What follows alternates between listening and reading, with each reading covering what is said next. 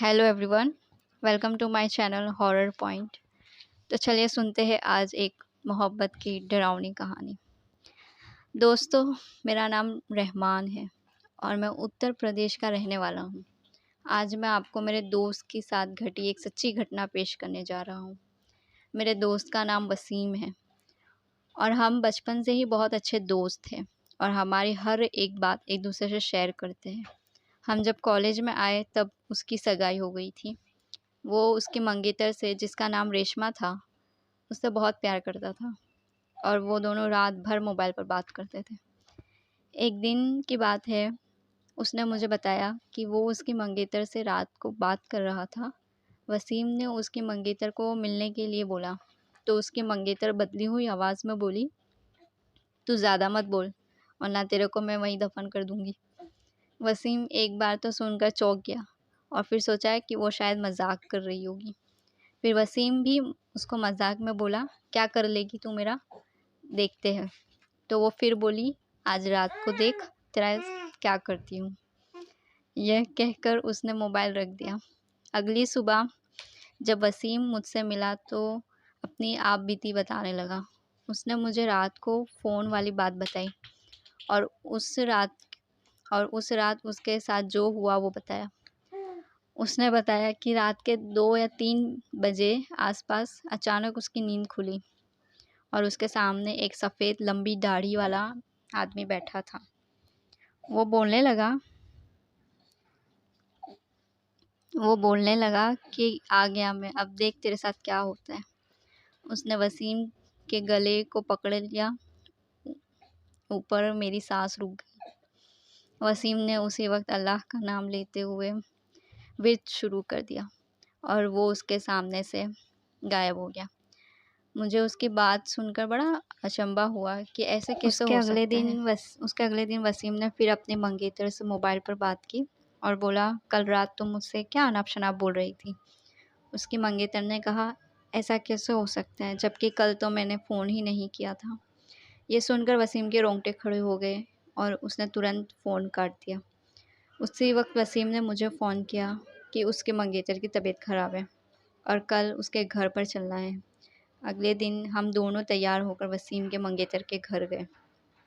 वह वहाँ हमने दरवाज़ा खटखटाया तो उसके मंगेतर सामने खड़ी थी और बदली हुई आदमी की आवाज़ में बोली, तू फिर आ गया ना। तूने अगर अंदर कदम रखा तो यहीं पर तेरा जनाजा निकाल दूंगा। वसीम बोला कि ये क्या बोल रही हो। वसीम आगे था और जैसे ही उसने घर में कदम रखा, उसके मंगेतर ने दीवार पर टंगी तस्वीर उतारकर वसीम के सर पर दे मारी। उसके सर से खून बहने लगा। वसीम के ससुर और सालों ने उसकी मदद मंगेतर को पकड़ फिर उसके सालों ने वसीम का सर पर पट्टी बांधी। रेशमा के दादाजी ने बताया कि रेशमा के ऊपर जिन का साया लग गया है। इस पर वसीम के ससुर ने उन्हें अपना मुंह बंद रखने को कहा। थोड़ी देर रुककर हम वहां से सीधे अस्पताल जाकर ढंग से पट्टी करवाई। उसके अगले दिन मुझे वसीम का फ़ोन आया कि रेशमा की तबीयत बहुत ख़राब है और वो अस्पताल में भर्ती है। वसीम ने बाइक निकाली और हम दोनों जल्दी अस्पताल पहुँचे।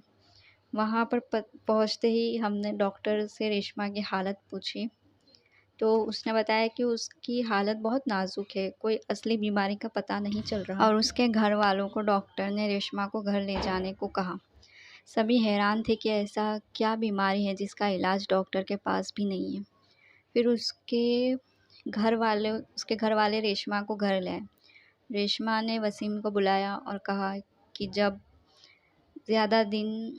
मैं ज़्यादा दिन ज़िंदा नहीं रह पाऊँगी, तुम किसी अच्छी लड़की से शादी कर लेना। ये सुनकर वसीम की आंखों में आंसू आ गए और बोलने लगा कि तुम्हें मैं मरने नहीं दूंगा। फिर रेशमा के दादाजी ने उसके पास ही एक पीर बाबा के पास ले जाने को कहा। हम उसको पीर बाबा के पास ले गए और पीर बाबा ने बताया कि इसको एक बुरे जिन ने पकड़ लिया है, जिसकी वजह से वो इसके शरीर को नुकसान पहुंचा रहा है।